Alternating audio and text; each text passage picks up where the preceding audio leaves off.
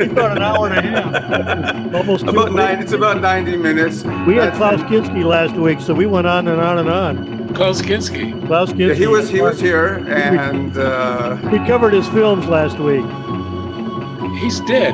I know, but we just covered his films. But not me. I probably bought him at an auction, and he's here next to me. We showed a bunch of his trailers and posters, and He was an interesting guy. Hello, everybody. Welcome to Spaghetti Western Podcast. We've got an interview this week with the dynamic duo of Wild East, both Eric Miche and Ollie Lamage.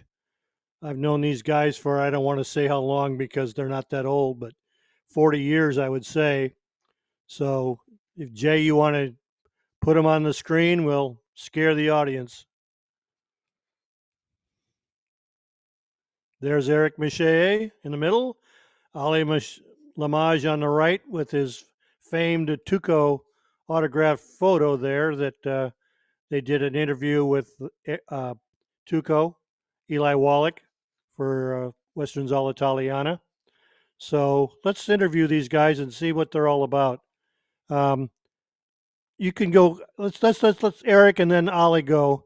But how did you get interested in spaghetti westerns, Eric? And do you remember the first one you saw? I grew up in Hong Kong in the 1960s, and from the early days on, I was seeing spaghetti westerns. They brought tons of them, almost every one of them, to Hong Kong. It was a big place to see them. Movies were cheap, great movie theaters. I would see 2 in a day on weekends. So wow. And probably the first one I saw was Savage Guns back in 61. Early one, yeah. Wow. Yeah. Yeah, Eric's sort of like Bill Connolly. They got to see these things long before we did. Were they in English? Oh, yeah. Yeah, with Chinese subtitles. Subtitles. 3 subtitles, the different dialects. And what years were they? What years were these? Would this be? I was in Japan from 1957 to 1960, and from 60 to around 1969, I was in Hong Kong. Gotcha. Wow, interesting. So you got to see a ton of them. So the later ones I saw on places like 42nd Street in Manhattan when I moved there, and driving, things like that. Right. Ollie, how about you? How'd you get interested in them, and what did you first see? Different. I got when I was 9 years old. Basically, I was born in Montenegro. Then in 1967, we moved from Montenegro. We were coming back into the States. So we had to went into Italy for 6 months. So we stayed 6 months in Italy. And we had to go into Rome to get all our paperwork ready for the United States. So my brothers took the entire family. Then on the way back, there was this movie theater. And what caught me as a little kid, I've never been into a movie theater, not even seen TV. So this was like, wow, something, So my brother says, hey, we should see this movie. The movie was Django. Oh, God. But it was right in Rome. And it's like, just imagine a 9-year-old kid in the first time seeing in the movie theater. You watch this, you're like, oh my God. What an introduction. Didn't matter. I did not speak the language. Yeah. It actually didn't matter at all. It was just from that moment on, that was it. Then we moved in 68 into New York City on Arthur Avenue. And that's when I was going regularly to movies. I mean, actually, I was averaging almost 100 movies a year. Oh, wow. Between 42nd Street. Don't forget, during the late 60s, early 70s, the Italian neighborhoods in the Bronx, Mondays, Tuesdays, Wednesdays, and Saturdays, they used to have actually play Italian movies in Italian. And I got to see Arizona Cold, Return of Ringo. Oh, God, so many of them.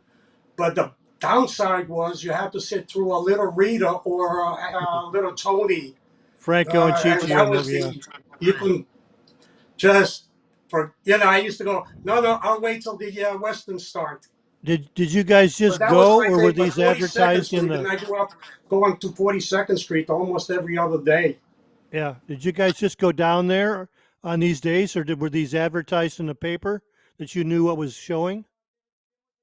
Paper called Il Giorno, so I used to pick up the Il Giorno all the time, and I used to circle.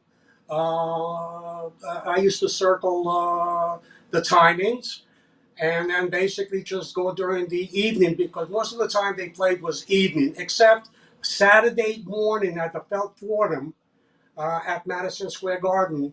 They used to be packed. Mhm. So early in the morning, like 8 o'clock in the morning, we used to get there, and got to see so many of them. But then growing up in New York City was like you had everything there between the Italian neighborhoods, then all the offbeat theaters right across Yankee Stadium. There used to be I think it was called the Earl.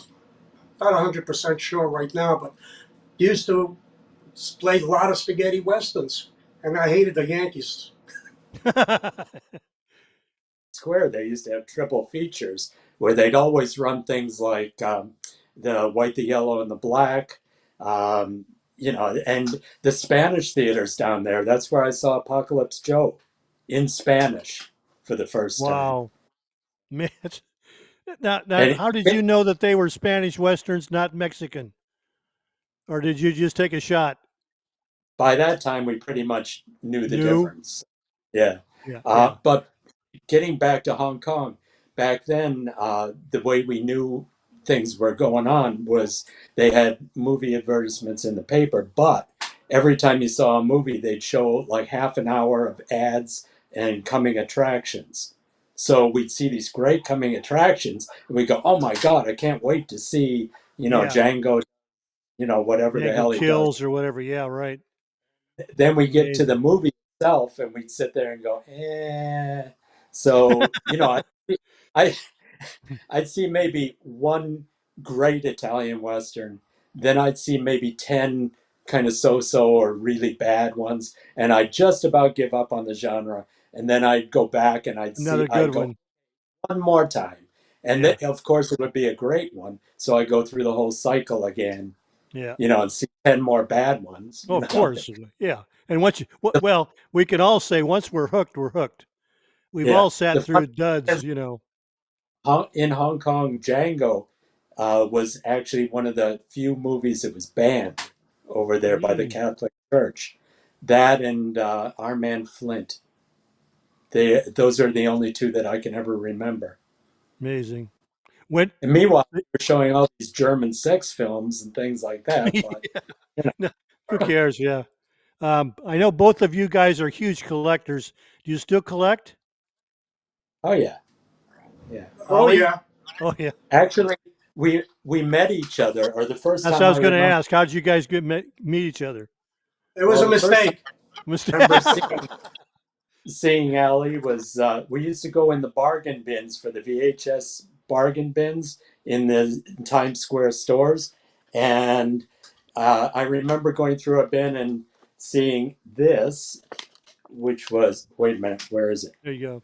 That uh, one of the first spaghetti westerns on VHS, Panhandle caliber 30, what 8. is it, 82, whatever. Um, and Allie, I saw this guy rummaging through it as well. I picked up the one copy, he picked up the other copy, and I've never seen another copy since. So, and Amazing. then we used to Well, see each well, other. the way we actually met was through Bill Connolly.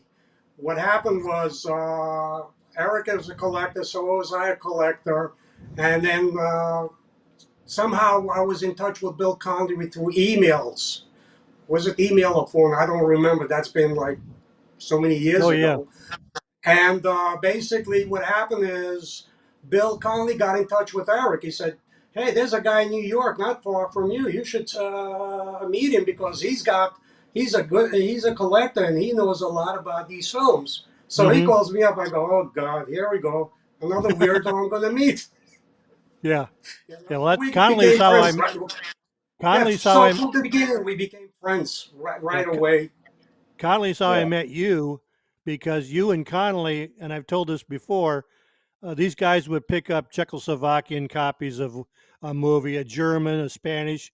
If they had 10 seconds more, Ollie and Bill would put compilation videos together. They'd be speaking English for 30 minutes, and all of a sudden they'd break into a scene where they'd speak German because it wasn't in the English language. But we got to see that little scene. And then Well, Eric I the met first time through I Tim. met you, Yep, first time I met you was I came to LA for my best friend's wedding. Joel, you picked me up. yep, Joe. Yep.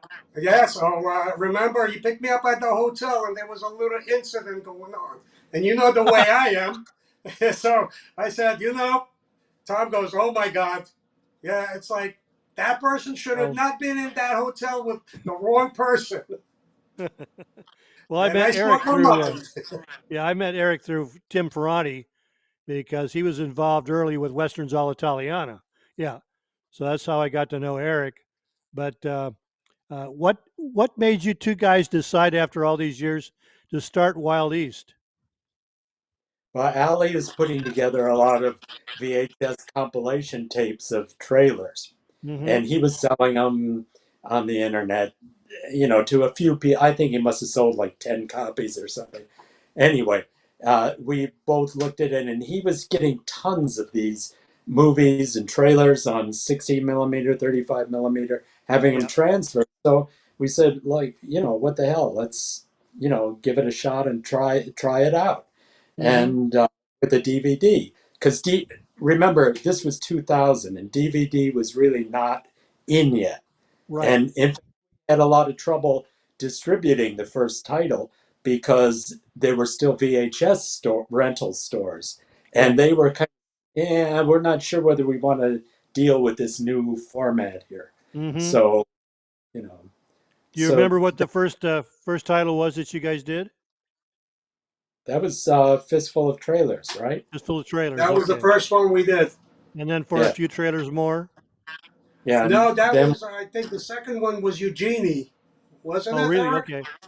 yeah, we Yeah, we went went. we Milan Film Festival, and we negotiated with Daniel Lesueur uh, over there to release because Jess Franco was big at the time. So we negotiated to buy that off of him, and we also negotiated for with Surf or Intra for Day of Anger, and we learned a good lesson really quickly with that one that these Italian companies, you got to really listen to what they're selling you because they did not have the copyright to sell. They had Oh, the materials to sell.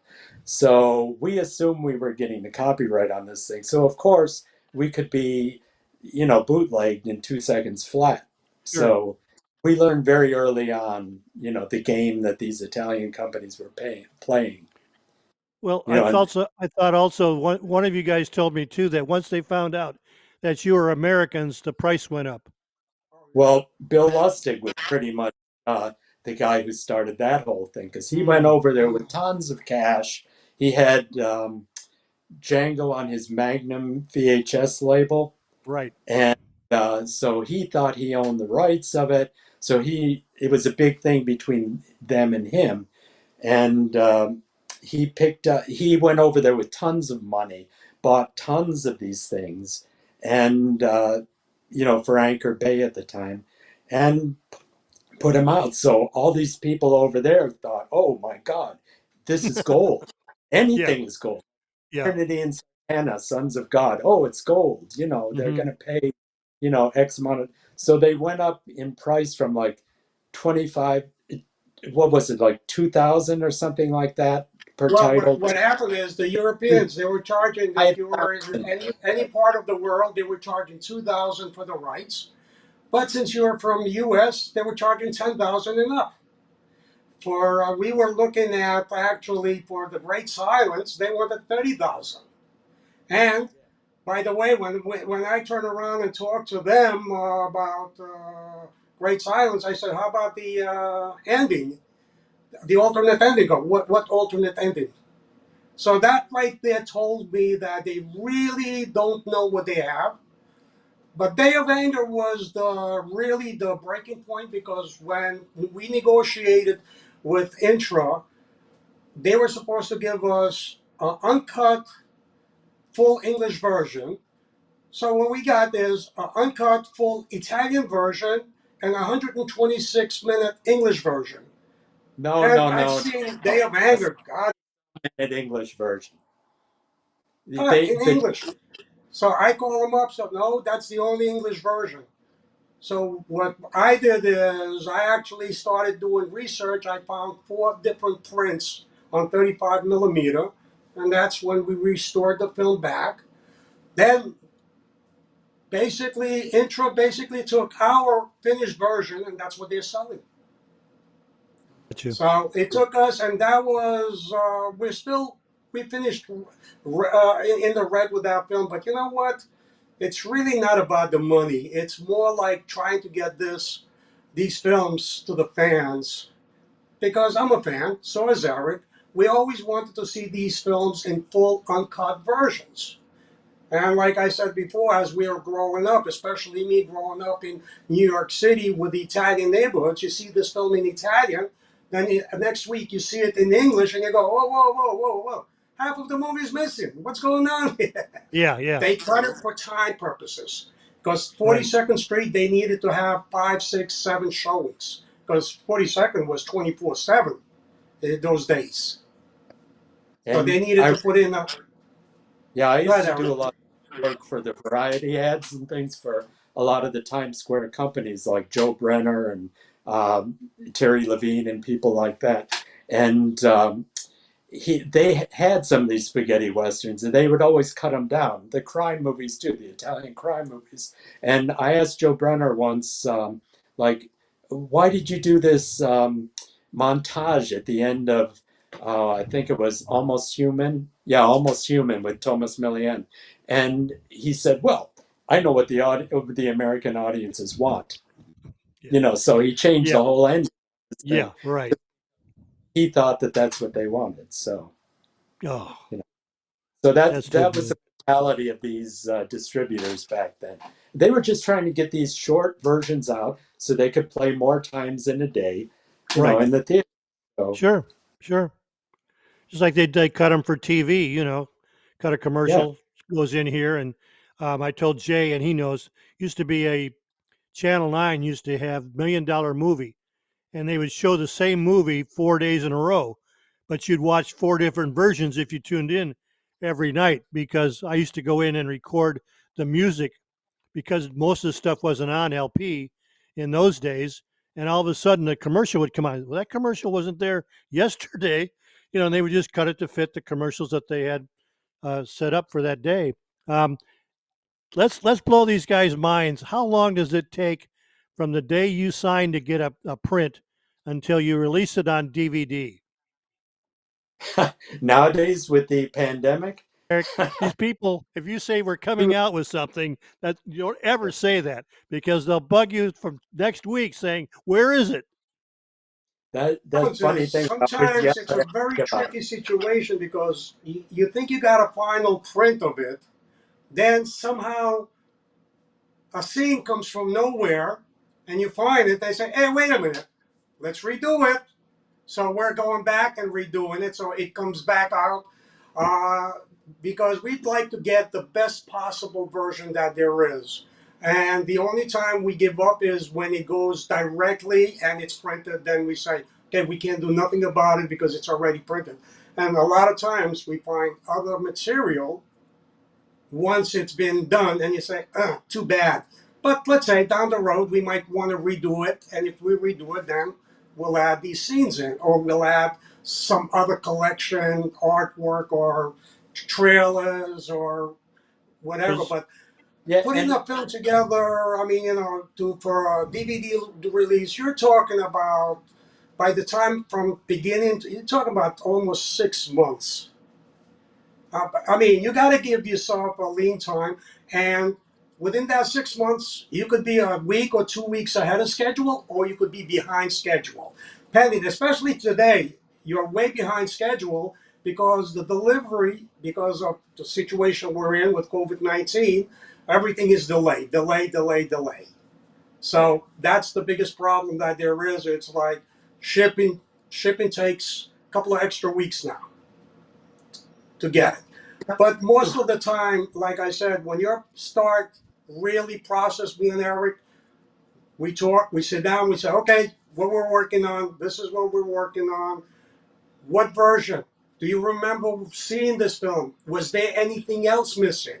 Then we start searching for those missing sequences. And then Yeah. I mean, you're looking at uh, probably three, four, five, six, seven different prints. The And then Italian companies, most of them don't even have a full version. Some of them really don't even have the material. They're just selling you the rights without material. Good luck. Go find your material on your own. see, a lot of these Italian companies have lost some of the English tracks on some of these movies. Like, for instance, The Specialist. You wonder why there aren't any English versions around? Because the track's lost. You know, there's rumors of it being around in some Yeah, Scandinavian place, but you know, it's not being offered by the Italian companies. gotcha. So, and one other thing about the With release time that, on these DVDs is that, you know, we have to do extras. You know, so I've got to edit together an interview. You know, we've got to do an interview. We've got to schedule an interview. You know, we've got to put together trailers. We've got to do all this. You know, Right. so there's a lot of so stuff that Tom, goes. going back a little bit, when Bill Lustig was releasing Django for Anchor Bay and Return of Django, basically, he came to my office. He called me up. He said, "Can I come and sit down and talk to you?" I said, "Sure, come on in." So he came with his assistant. So he said, "I'm releasing Django," and me and Eric actually were. Eric designed the whole booklet. It was Eric that designed it. So then we started talking about Return of Django, and he said, "Well, the Italian company Serve gave me this." I said, "What about the alternate beginning?" And he said, "What alternate beginning?" I said, "About the two aging gunfighters." He goes, "I don't know nothing about that." I said, "Call Sir. They owe it to you since you were paid that kind of money." I, so he Or calls me up. He O'Brien. goes, "Son of a gun." He goes, "You were right. They have it." Yeah, But they the were old not selling it gunfighters. to Yeah. him because they were holding off. So, but that's something that when you start looking at it, if you don't know anything about these films and you try to release it, and then you say, okay, there's so many different versions. What are you going to release? A cut version? Most of the fans that really there's I would say a couple of thousand real hardcore fans that know almost everything about these films. And you get emails. Hey, how about that scene? And I go, oh, geez, let me look into it. But Yeah. usually it's like you test and you ask people that have been around that have seen these films. And then you never know whether it's really uncut or not because we one remember remember the Grand Duel. We put that out, and somebody came at us one time and said, "Oh my God, that's the uncut version. I mean, that's the cut version. It's cut. You know, don't buy it. It's cut." You know, and they Mm-hmm. put it on the internet. They said, you know, at one point somebody cuts a piece of cake. We show the cake being cut, and there's a 1 second after that they moved the piece of cake a little bit You on the can plate. actually see the cake. Yeah. Yeah. And that we didn't have that in our print, so we had a cut print. Oh my So you know, God. yeah, That's unbelievable. Really is. I mean, how I'm many? it, How, that was true, wasn't it, yeah. Oh Ollie? yeah. Yeah, that was hilarious. Eric calls me up. He goes, we released a cut version." I said, "What are we talking about?" So he sends me the link. I go, "Really?" I said, "You know what? That cake didn't look good anyway, so who cares?" Yeah. Right. It was off. They cut it off camera. How many DVDs have you released? You About know, 70. I was going to say 70 something. Yeah. Yeah, 70, 70. 72, you're up there somewhere. And remember, most of them are double features. Yeah, So right, right. that's a Well, Of lot. all, the double features, it's like actually it goes to our childhood because when we went to the movies, they were double features. So to be sure. that's when we start talking about it. When I told Eric, I said, you know what? I like double features, but double features. Let's do double features. And it's just a childhood thing that when you went, first time I saw the Clint Eastwood films, I saw all four of them in one day. Yeah, yeah. Well, Stay three all night, get a free plus donut. Yeah, hang them high because they all play together. yeah, yep. Of all those 70 some DVDs, are there any that stand out in your minds as great, or I wish we'd hadn't touched that one? You know, top to the bottom, none of them that. I like them all. You Yeah, know, I can even see. To me, spaghetti westerns are funny because even if it's not a very good movie, they either have good music or they have like single scenes, yeah. that make it worthwhile. Outfits or a Um, gimmick gun or something like that that or makes it'll it be a shit, interesting. yeah, it'll be a lousy movie, and then at the end it'll have a great Yep, gunfight, right. or something like that. Like some of the Miles Deems ones, the Django and Sartana. I get the two mixed up, Showdown in the West and Mm-hmm. the. But it's got two gun downs at the end that are pretty good. With the music by Lalo Gori, and they're Yeah, actually pretty damn good movies. But the rest of the movie is just typical you know, riding scenes. Yeah, not- fist fights. yeah. I mean, Yep. Jack said, like if you look at all his Miles Dean movies, he was only scheduled to do two of them. And out of the two, with the outtakes and things like that, Miles Dean made up six movies. So Yeah. you can see, the same shots of Oh, Hunt Powers at the time in all the movies. right, You right. know, And then he did so stuff like the Django story, where he sits down as Wild Bill Hickok and oh tells yeah, his life story, and they just show yeah, clips from other Fadani movies in there. yeah, You see some of the bad guys being called Joe in this one, and he's El Rojo or something in that one. Yeah, yeah. they're fun. They're fun. But he Um, had no idea, that was being done back then. So and he couldn't believe, when I showed him the Spirito Santo one that he was in with mhm, Vasily. right. I said, how can you forget that? You had this huge mustache, huge sideburns, Yeah, yeah, yep. nothing. And in fact, those Johnny Crea ones were kind of funny because I've not only talked to Hunt Powers about them, I've talked to Ken Wood about them, who was in all of them, Right. and Brad Harris.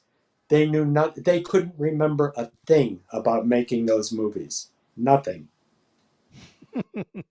Amazing, amazing. Yeah. So you don't have any favorite releases, Ollie? Um, They're all my favorite, actually. The reason I release them is, Day of Anger was my favorite because it's one of my favorite films. That yeah. was, like I said, even that we were in a red, it really didn't matter because it was a passion to release because it's such a really, really well made film. And it's just one of the better hard action spaghetti westerns that were a period, the mid 70s. That's what they were making. And Up there with the that was Leone. probably one of my favorites. But then I got the couple of the Peter Lee Lawrence films I always enjoyed. I mean, to me, I really enjoy releasing all of them because I'm a fan more than anything else. And I just like working on them. And me and Eric go over it, and he goes, "How about releasing this?" I go, "What are you nuts? That's no way it's getting a release. There's no way. Matalo, we did that Ah, because that was a little. Well, Let's get that's a back into favorite. Matalo. that's Matalo my has yeah, to it's a do favorite. with Thanks, Eric. Hess. That's his favorite film. So I said, Eric, we need to release Matalo because it's Tom Bett's favorite film. That's And he right. said, You know, "You're kidding me, right?" I said, "No, I'm not kidding you. I am Yep. serious. We're going to release it." And it was fun doing it, knowing oh, that you hate the film. I always liked Let Them Rest with Mark Damon. Oh, yeah. Rick was good. Yeah, Reckless That's Con. Yeah. one of my favorites. I gotta say. Yeah. Okay, Eric, this is for you. On interviews, best and worst. Or don't you? Uh, If you don't have want to say, that's fine. They still may be living. no, I mean, you know, there. It's hard to say. I guess maybe because he was a personal friend, Thomas Millian. We That's what I thought. Yeah. maybe, but let's see. I mean, I met so many of these people. If all the way back from like 1966, or around the 1960s, our apartment in Hong Kong, the guy in the next apartment was Larry Burroughs, who did all the famous Life magazine covers Oh he yeah. shot them back in the Vietnam War, and he got shot down in a helicopter. But he used to have all these parties over there. So he would have, I met Ursula Andress, William Mm, Holden, Yul Brenner, um, Scott Holden, who mm-hmm. put the movie on my sister. Um, let's see, John Russell was over there. Uh, a bunch of people like that. And after that, I used to go hunting for a lot of these people. I met Giuliano Gemma back in 1969 in one of the Hong Kong discotheques, and we just got along so well. We went out for the rest of the night, bar hopping. Mm-hmm. Me and his entourage. So, years later, when we called him up for an interview, and I'm talking like, what is this, like 50 years later, 40 years later? Yeah. Uh, he remembered that. So he gave us like half the price on the interview. So, it Wow. was a hell of a nice guy. Jack Betts is a hell of a nice guy. A lot of these people are. Mm-hmm. We had a good interview with Jack Betts, but honestly, a lot of these guys, they don't remember a lot of stuff back then because Right. they do a job and then they say, okay, that's it, and go on to the next one. Yep. Yep. It's just a job. Yep. Yeah.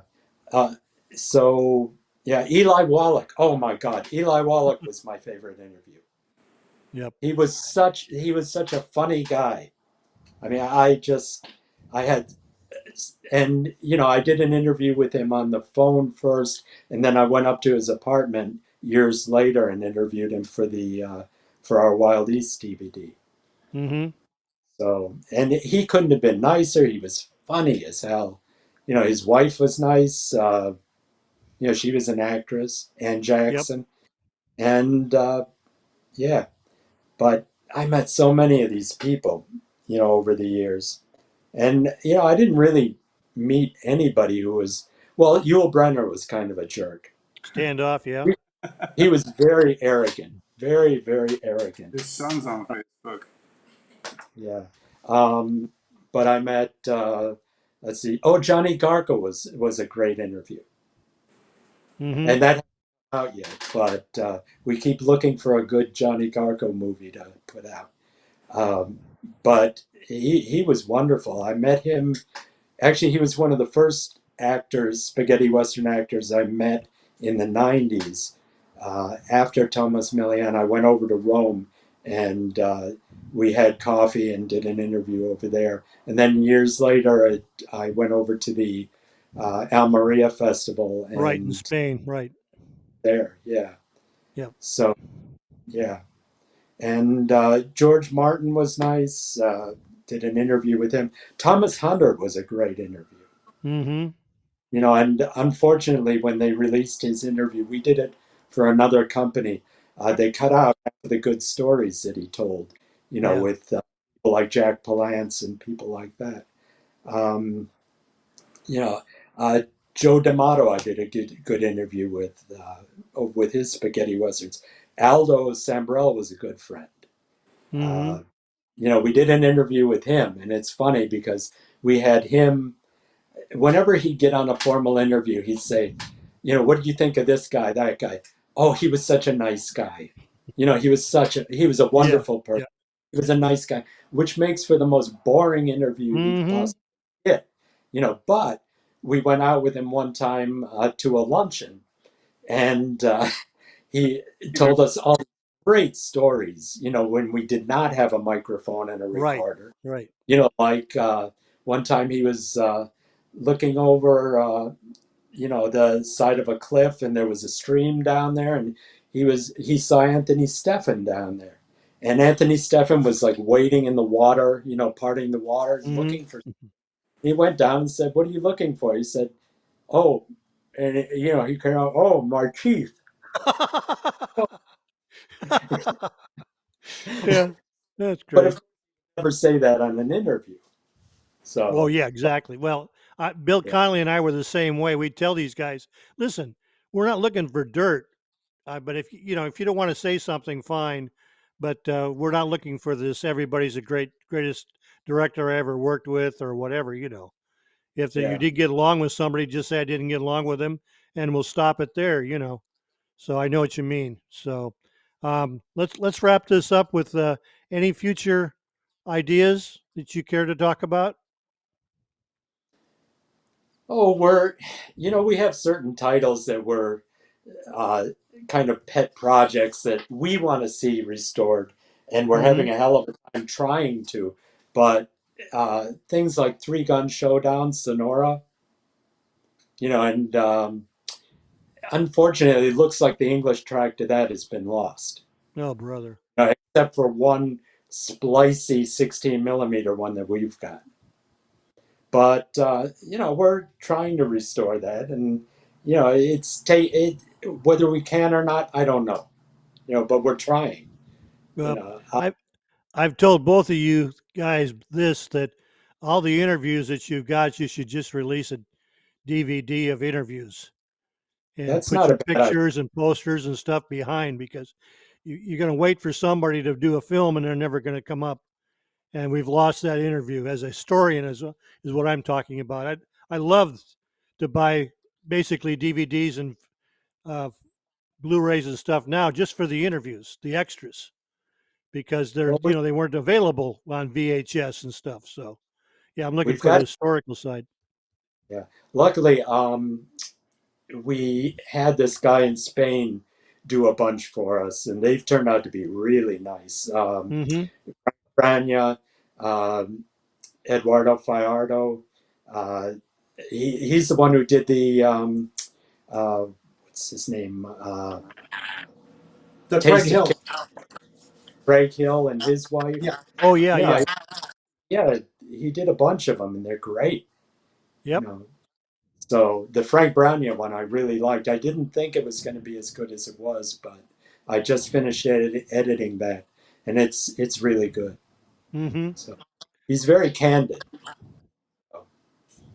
Wow. And like I said, I'd love to just to see. It's sort of like what you first released, the previews, the trailers. Just release interviews of these Yeah, guys to fill it in. So, yeah, and some of these guys were in so many of them. I had no idea Frank Brownia was oh in yeah, so. I mean, my God, they only asked him about half of his career. And I oh mean, they yeah, could have gone for like gone on for 10 hours. Yeah, it's like what ended. it's like when Yeah. you interviewed uh, our buddy that passed away. Uh, Van Heusen. Dad Van Heusen. I mean, you look at, of course, yeah, I mean, he just had walk-on roles and little bitty cameos and stuff like that. But I mean, he was in a ton of westerns, and the people that he met, like you, Lee Van Cleef, and people like that, are just invaluable to get an Yeah. insight on what it was like. So, The other one, Mark Damon, was a very good interview. I Oh mean, yeah. Yeah. Yeah. actually, with Mark Damon, with something that stuck with me was from the film festival. Remember, that he did the questions and answers after the film, and basically, before the audience could ask questions, Mark turned around and said, can I ask a question? Why do you Yep. like this film? That's what And I almost the audience died. were giving different answers, and he said, "You know what? This is what really stuck in my head." He said, "I haven't seen that film since I made it." That's He right. goes, "But one thing," he said, "that director had a vision that today they don't have." And that was a period of time because we were growing up, I guess, but it was still, filmmaking was very interesting. That today they have no clue what they're doing. Yeah. So, but Mark Damon actually just hit it right on the nose. Marchand was a tremendous director. Most people think that, oh, they just did the spaghetti westerns. No, they did other films that are really, really tremendous films. But today it's a lost art. Yep. And I mean, I get people asking me, you think they could recreate that? I go, they can't recreate anything. I said, what? Were you kidding me? You Yeah. can't recreate an era like Yeah. the 60s and the early 70s. It's impossible because these people, these directors were given carte blanche, go do it. There was nothing about it. We don't care who you offend. Matter of fact, offend everybody. Yeah. Doesn't matter. Exactly. M- My And my favorite part of that thing was when they did the questions and answers with everybody up there, and they were talking to Richard Harrison. And Richard Harrison, they were talking about how he worked with the stuntmen because he's left-handed, and he said that was Yeah. bad because they're all right-handed. And the one time he was supposed to go up to this crowd and throw a hatchet or a spear or something, and he went up and held and stopped. And the director goes, "Well, what'd you do that for?" He says, "There's people out there." He says, "Doesn't matter. Throw the spear. They're just extras." You know, don't care for life of horses or people or whatever. But amazing, like you said, they can't create that again. That festival was a pretty interesting thing. That's one thing that I'm most proud of with Wild East, that we got to do that. Oh yeah, You're not that going to was a see those. dream come true. I mean, we didn't have just slouches. We Yeah. had named actors at that thing, and thanks Ollie for getting Ed Burns to come at the last minute too, Eddie, because yeah. he was bored. He had nothing better to do. He lives Oh, in LA. There's nothing to do there. right, right. Matter of Really fact, good. that's what I told him because he was not coming. So I called him up. I said, Ed, where are you? He said, oh, it's Saturday night. I got things today. I said, you're in LA. There's nothing. Come on, us New Yorkers need to sit around together. Come on down. He said, Yeah, all right, yeah, I'll be right there. yep. No, that was a great time. I mean, had a Was lot of really a good guy. Um, he was, he thought he was a superstar when his career was over, and I told him, no, those days are over. yep. And he started laughing. He said, thanks a lot. You're really making me feel good. I said, Ed, don't worry about it. I said, those days are past. Just try and make a buck any way you can. Yeah, But he he was had his really a good guy. I really liked Ed. Ed was, he was from my old neighborhood, from 78th Street and 2nd Avenue. And I grew up in New York City. So we two New yep. York City boys, we hit it right off. Eric? No, Eric is like, We But didn't get Eric's along. Long Island. He's Long Island. He's a different breed. Yeah. well, So, Tom knows the way I Oh, am. no, no, I, no, I no, no. get, I'll Queens, get Long to Island somebody's City. nerve. Long Like Island Robert City. Culp. Excuse me. Yeah. So, I had an anyways, incident with Robert Culp. oh yeah, We went to the Chiller Convention, Eric. Remember with Bob Culp? Oh, yeah, yeah, yeah. So what happened was there, it's like we went actually to do some interviews and meet some of the actors. So there's Bob Culp signing autographs, but there's nobody there. So Robert, I go up there. I said, "Hi, Bob. How you doing?" All of a sudden, he just went in a rant. There's a poster of a horror film by Mario Bava. He goes, "I'm sitting next to this schlock director's poster," and he's going on. I go, now I knew that Robert Culp hated Hanny Colder. He hated it, and he never wanted to talk about it. So when he finished, I turned around and I said, "So Bob, you want to talk about Hanny Colder?" he And just Eric, went red as a beet. Yeah, it was bad. he just got up. He was getting That out of his seat. There he goes. Oh my God, he's going to attack you. I said, slow down, slow down. answers that question. John Crummett and I met him at a Hollywood Collectors Show in Burbank or L.A., wherever that was at that time, and he could care less about Hanny Calder, and that was he. We only went to see him because of Hanny Calder, and it was just like no, yes, no, no responses to it. So that's why. Okay. Well, I met Stuart Granger. He did a Broadway play with Rex Harrison, basically towards the end of his life. So after the play, me and my wife, I said, you know what, I would like to go and talk to him and, wait outside and talk to him because he did all those Winner 2 films. So I said, you know what, so he comes out, I start talking to him, and then I asked him about the win. He goes, I have no idea what you're talking. I never made any Westerns in Europe. I go, Carol, really? Carol, He goes, nope, I never made any Westerns in Europe. I don't know what you're talking about. Yeah. I said, boy, he must have had a very bad experience. Well, I've a had lot of people these tell me people, that's the same thing with Jack Palance. He would say yeah, I never well, made a any lot of a spaghetti lot of these westerns. actors, their problem with the Italian production companies was that they were not getting paid. Yeah, They exactly. were Yeah, signing contracts, and then what happens is they were basically promising, and they never, Thomas Hunter told me, he said, I didn't get paid. He yeah, said, all of a sudden, that's where Jack Palance, he is the ruckus, and he goes, Thomas, ask for liras. Bring a basket, tell him, fill it up with liras. He goes, fill hmm it up with liras. He goes, don't accept a check from them because the checks are bouncing. He goes, don't take checks. So that's why a lot of them do not want to remember a lot of them because they didn't get paid. exactly. Bad time. Well, we're going to wrap this up. I want to thank both of you for coming on and talking about your company, Spaghetti Westerns, something that's very dear to all of our hearts. So, good luck in the future. And once something starts to come out or you're ready to release it, let us know. We'll put you on for 15 minutes or so. You can tell us about the DVD or whatever you come up with. Thank you. Okay. All right, Thank thank you, Tom. Thanks, Good to see guys. Nice seeing you All again. right. Take care. See you soon. Okay.